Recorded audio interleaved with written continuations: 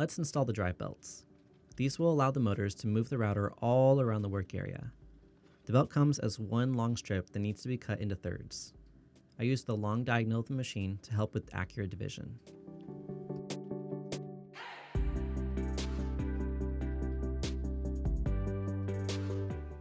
I fed all 3 belts through the guides and motors.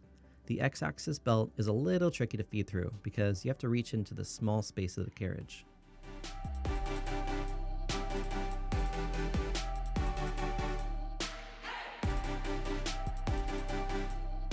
At one end, the belt feeds through a bracket and is secured down.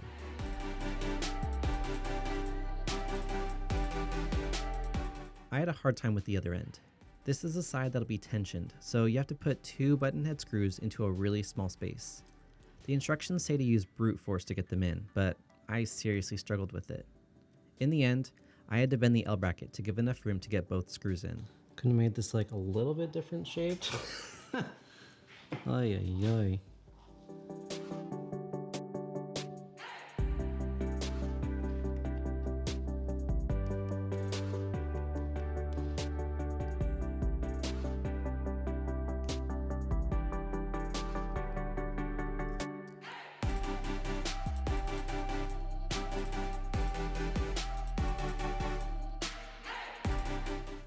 You can see here how the tension is added to the belts.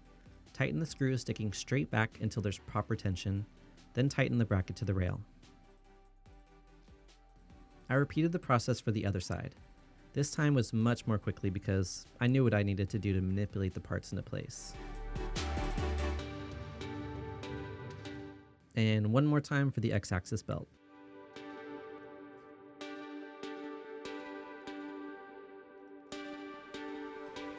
I cut off the excess belt, and these are done.